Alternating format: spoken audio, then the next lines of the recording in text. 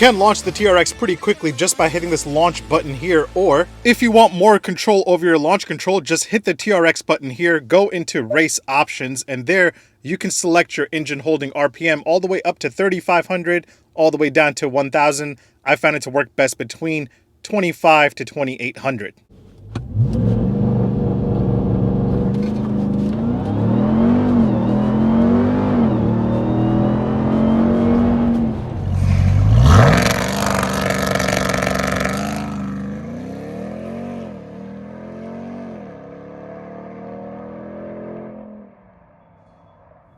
Alright, so after that launch control, I beat my best 0 to 60 time of 4.1 seconds to 3.5 seconds. Is that even possible? I don't know, but that's what the performance data shows, and I'm going to take that for what it's worth.